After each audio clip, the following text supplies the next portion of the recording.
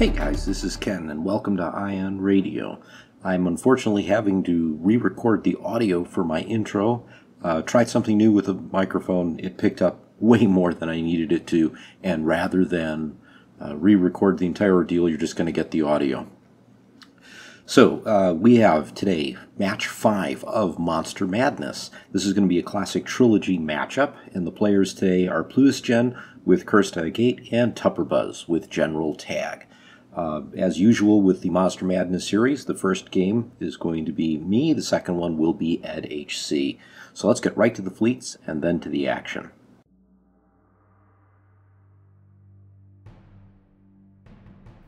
This list is brought to you by Pluisjen. It is a Kyrsta Agate list. Kyrsta is on a Hammerhead torpedo corvette with external racks and the Task Force Organa title. There is a second Hammerhead torpedo corvette with Ezra Bridger and Task Force Organa. There are two Hammerhead torpedo corvettes, each with external racks and Task Force Organa, and three Hammerhead torpedo corvettes with just the Task Force Organa title.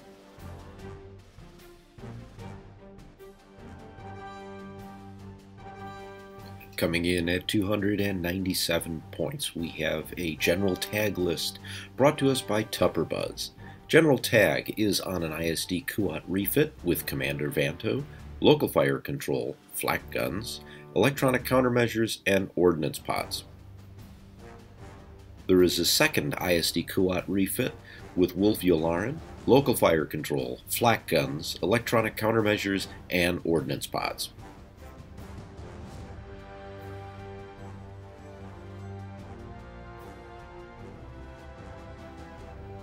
Our fifth match, Kyrsta Agate versus General Tagge. Kyrsta Agate will win the bid at 294 points, electing to go second.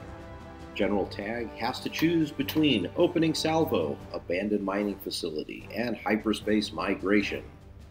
I'm choosing Opening Salvo as my belief is that the other two are nothing more than point farm objectives for Agate, and my hope is to take out enough of the hammerheads before one of the ISDs goes down.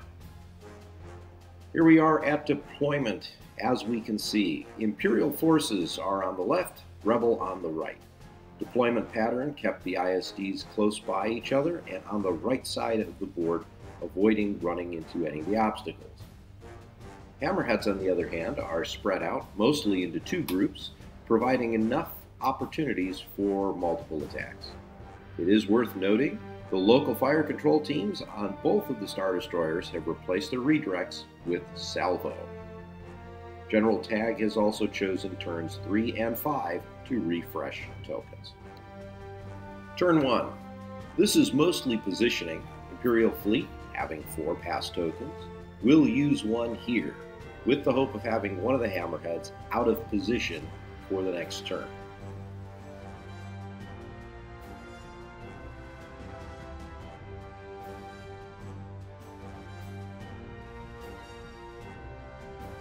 By the end of the turn, ranges are closer, and a few of the hammerheads are holding back, looking for a turn 3 strike.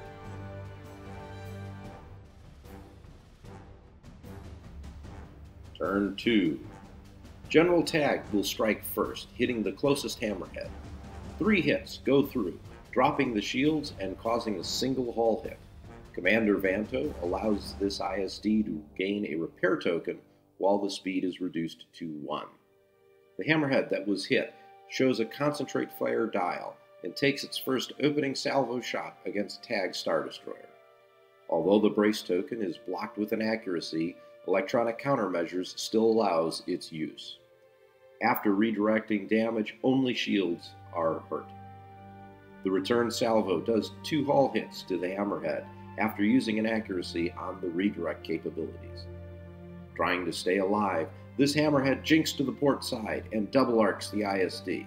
Unfortunately, it is unable to dodge the powerful front arc. Imperials pass, and hammerhead number 5 makes a long-range shot. Adding 2 black dice, some poor rolls occur. Only 2 hits and a blocked redirect cause minimal shield damage to the Star Destroyer. Keeping the flagship in arc, the Hammerhead positions itself for another strike in turn 3. Yularen's Star Destroyer activates with a nab. Its opening shot obliterates the Hammerhead in front of it with 7 damage. Evades do not reduce this total as they re-roll into the same. Dropping its speed and adjusting course, zeroing in on its target, Imperial forces are ready for the relentless attacks from the multiple remaining Hammerheads. Ezra Bridger seizes an opportunity to move a debris field in front of Yularen's ISD before his ship fires into the side of it. Even leveraging Task Force Organa, only 3 hits are generated. This is then braced and redirected to the rear before a single hit is salvoed back and evaded at range.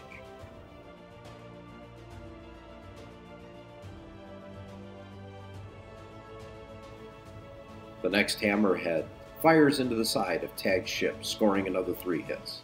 The redirect is spent out to move shields to the port side, preventing any hull damage. Taking position in front of the ISD with a double arc, the hope is to survive long enough to cause sufficient damage. The next Hammerhead maneuvers around obstacles, looking for a shot to the rear or side of Yularen's ISD. The remaining 2 corvettes, including Kyrsta Agate's flagship, move forward with no shots.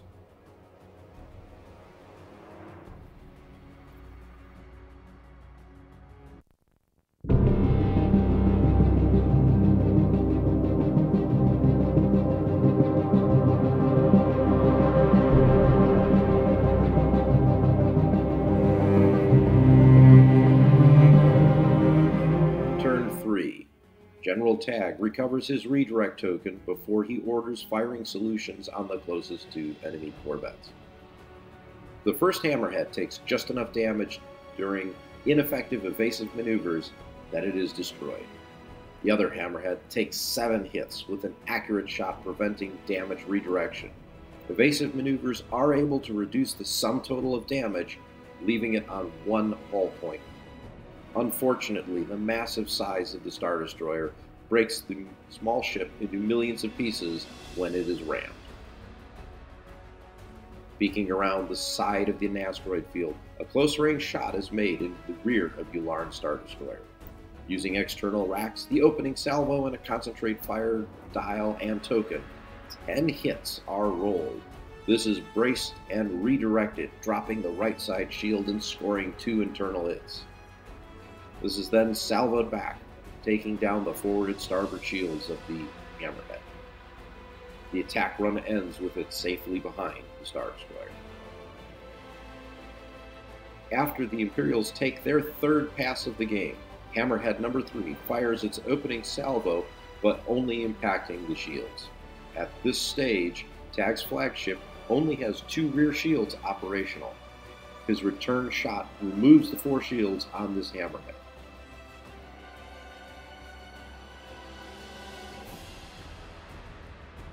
Colonel Yularen's Star Destroyer fires a few shots. The first obliterates the Hammerhead behind it, and the second shot scores some significant damage onto the one alongside Tagge's Star Destroyer. This is just enough to destroy. As a note, I did forget to move the Star Destroyer on this turn. I do not believe it would have had much of an impact on this game. You'll see why shortly. Ezra Bridger's Hammerhead does additional shield damage to Yularen, ramming him as well.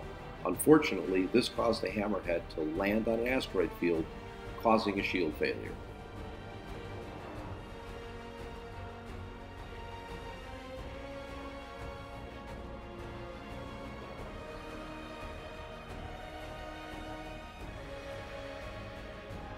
At the end of the turn, only 3 Hammerheads are left.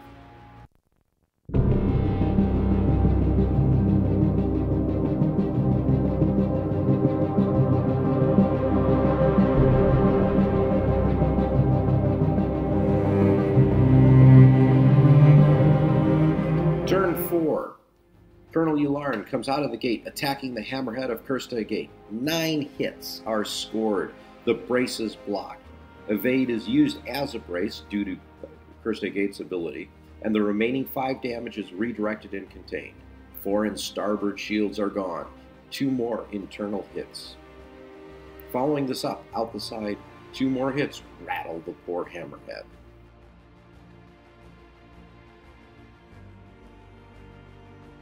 Kyrsta Agate orders her crew to fire back with everything they have.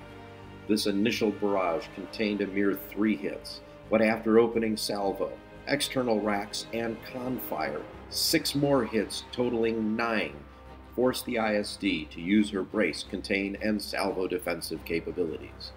3 additional hits are scored on the ISD, however, this was the final shot made before Agate goes down with her ship. General Tagge quickly repairs damage to his cruiser before firing out the side at a lone hammerhead, dealing enough damage to penetrate shields and scoring 2 hull hits.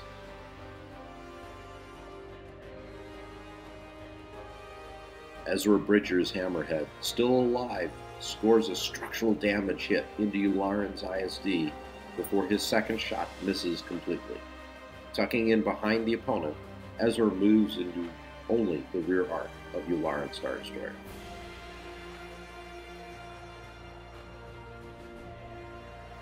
The remaining hammerhead, on the other hand, moves away, preventing its destruction.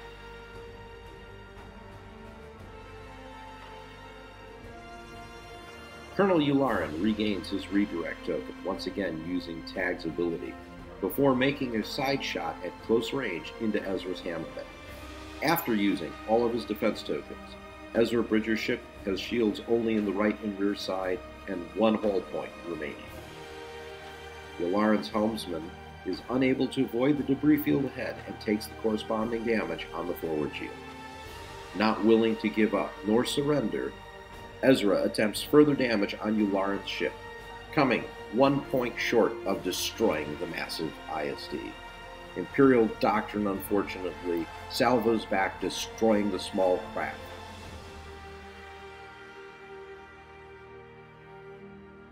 General Tagge, having a single long-range shot at the remaining hammerhead, takes it. Easily evaded, the sole corvette lives to see another day. Moving into turn 6, nothing is in range, and the game will end here.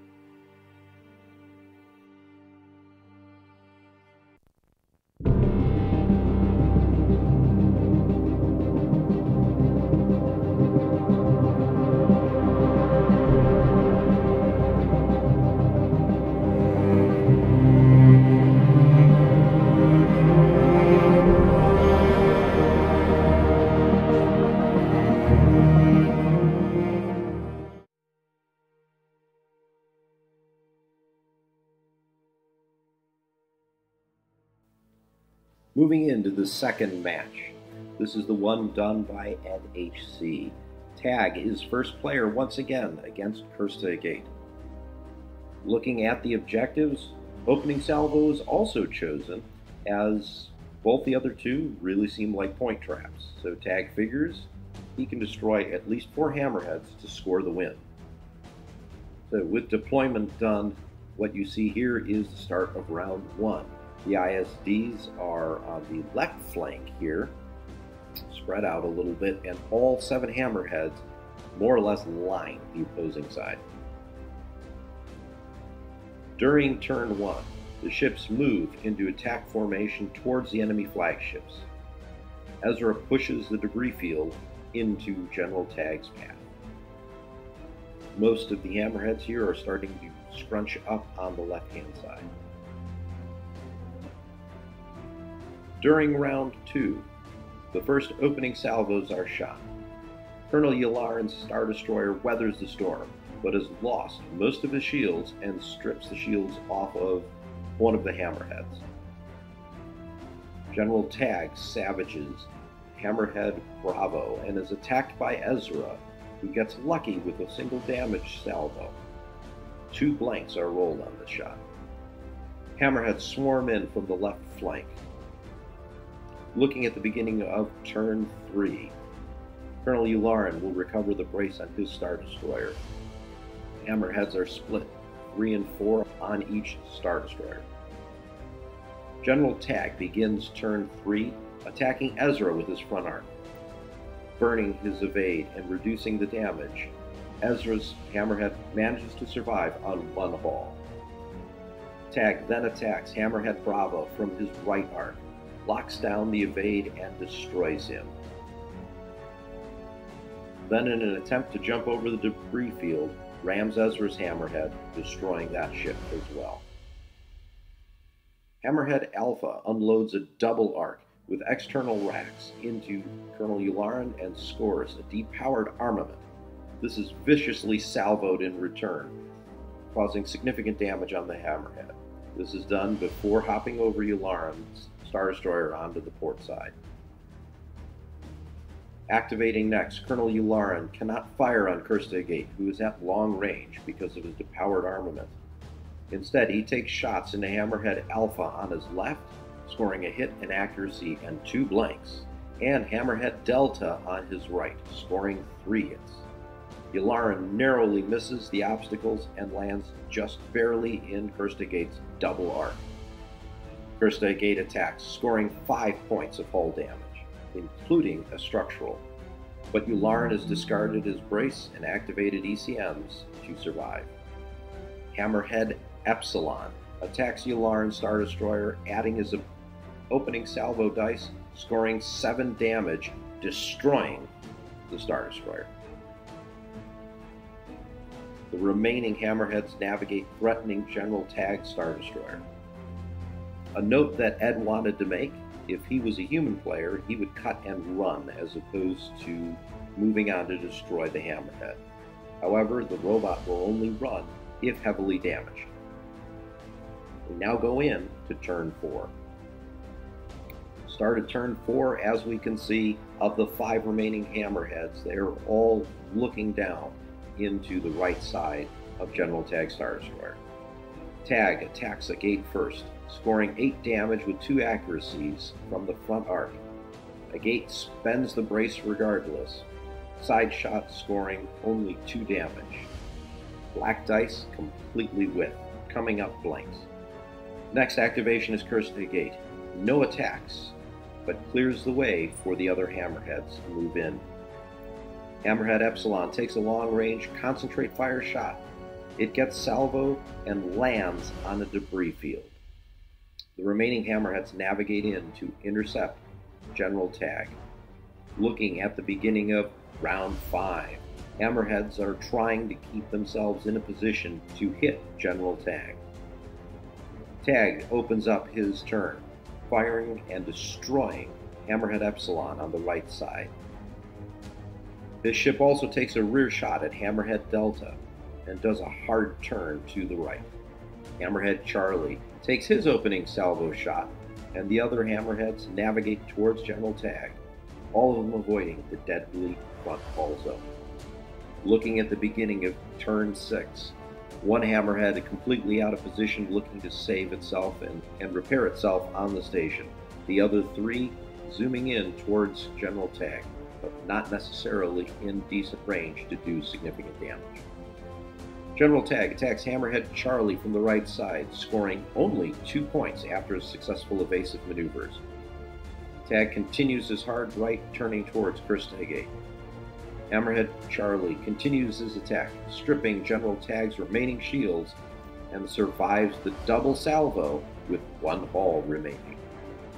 Hammerhead Delta has a long-range concentrate fire shot, but all that does is remove the final shield on the rear. The remaining 2 Hammerheads, Alpha and Kyrsta Agate, do not have any shots and navigate to stay on the board. Here is the final board state, score being 136 to 118. Kyrsta Agate wins with an MOV of 18 points.